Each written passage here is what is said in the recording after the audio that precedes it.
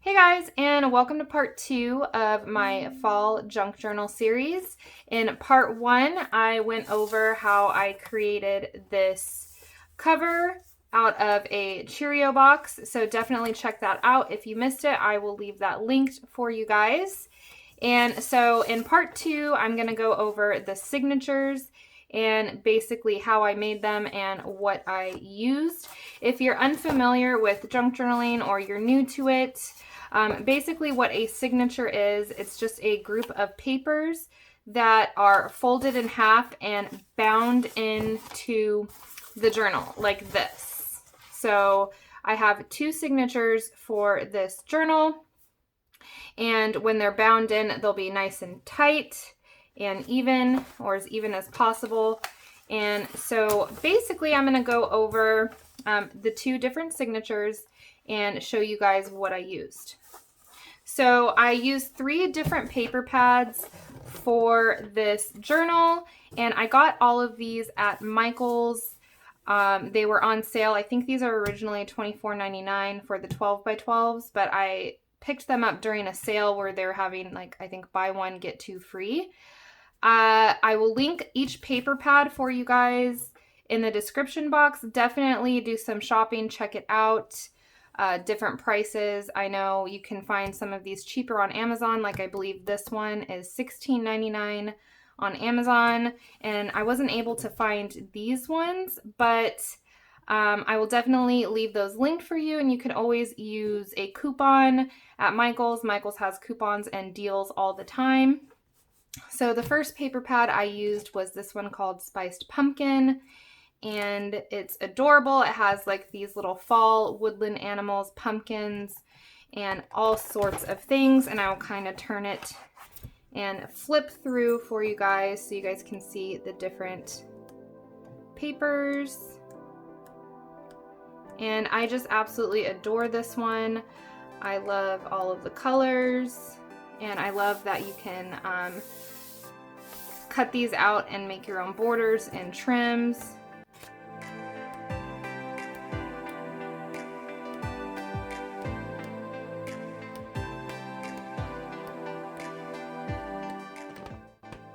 So that is this one. Look how adorable this little fox is. And then this one, oh, this was called Spiced Pumpkin. This one is called MISCHIEF Manor, and it's just like this really cute Halloween theme.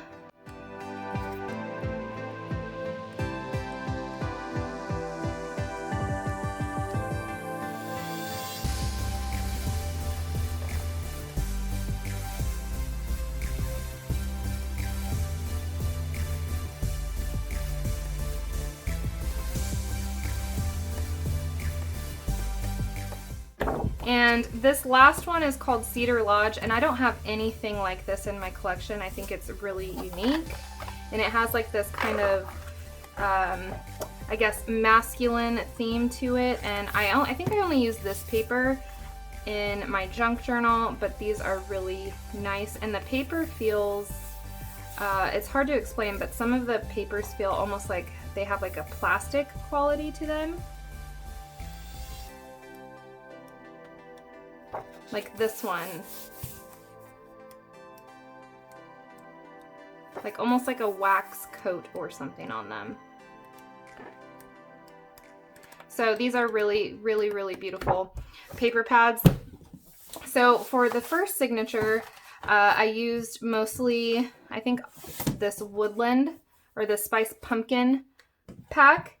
And I cut the biggest pages are 6x9. My journal cover is 6 1/4 wide by 9 1/4 long.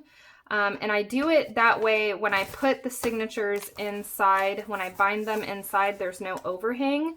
So that's kind of like a rule of thumb I always stick to when I make my journal covers, is that I just make them 1/4 inch larger on each side. That way the signatures fit nicely inside.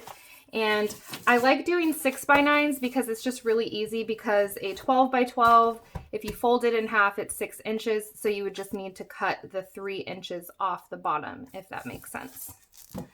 So the first signature I did, I just used a lot of that scrapbooking paper and then some of the scraps from when I made the cover. So this one has this cute little tuck spot, and I just used my sewing machine to kind of make that, and I just sewed on two sides of it, and then I took this little wooden sticker from the Dollar Tree and I put it on there, and then I'm going to write probably like fall 2019 on here with like a chalk pen. This page, I just have this really cute owl card from the Dollar Tree, and I just took some of my Tim Holtz Distress ink in the color Brushed Corduroy, and I just inked up the edges to make it look on the outside to make it look more antique or vintage. Here's some more scrapbooking paper that I just coffee dyed to make it look older. I have some more of that really beautiful scrapbooking paper with some little mushrooms on a log. I have a manila envelope, and I cut open the bottom to create a tuck spot. Here's a piece of that scrap paper from when I made the cover. And I have some more papers, and then I just made a little belly band right here with my sewing machine, and then use some more of those scraps from when I cut the 3 inches off the bottom. I just took some of those scraps, and I have a little tuck spot for a little journaling card. I have this cute little stick-on envelope that I can put in pressed flowers or whatever.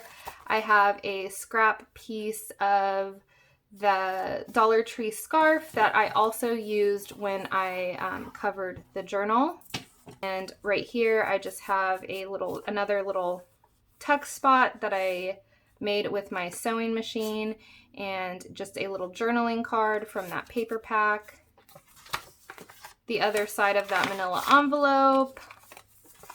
And right here I just sewed in some of this really beautiful burlap with lace on it and created a little tuck spot, and I can maybe put like a picture on the back or journal right there.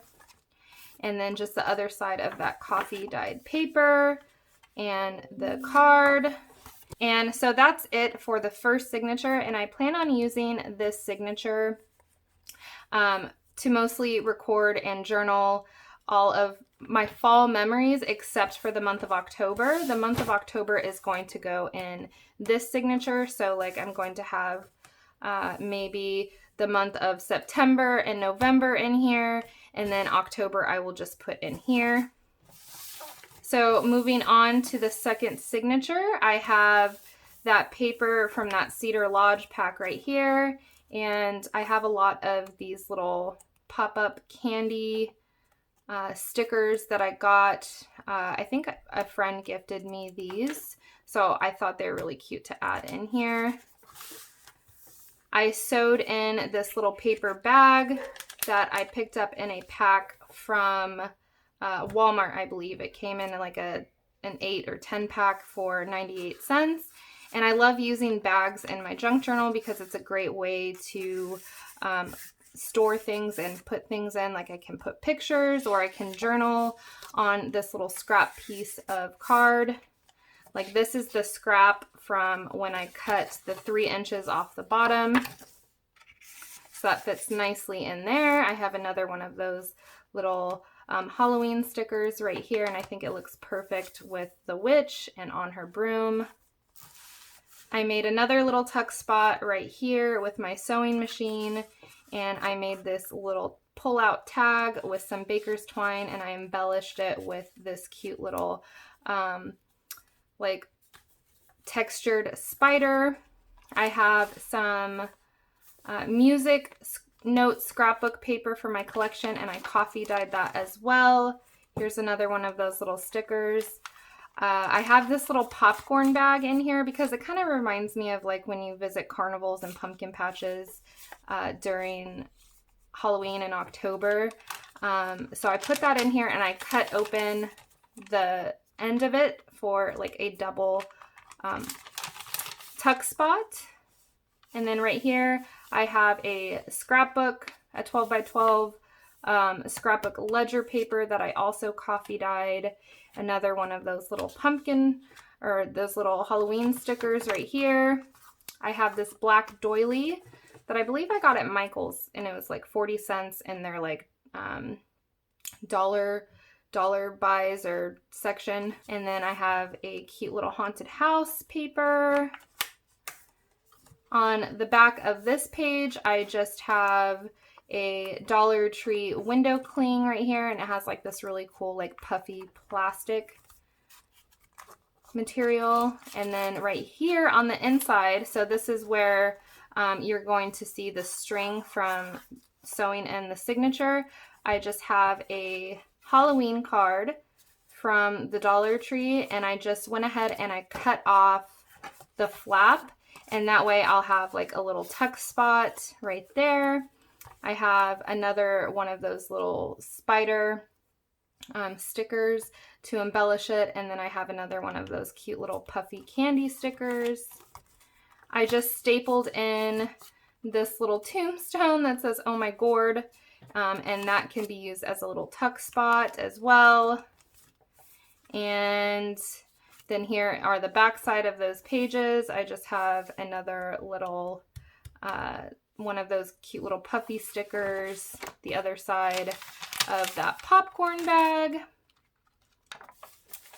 And right here I sewed in, crookedly, I sewed in a Dollar Tree like sequin trim. So I hope you guys enjoyed this video. I know it was kind of short compared to my other videos.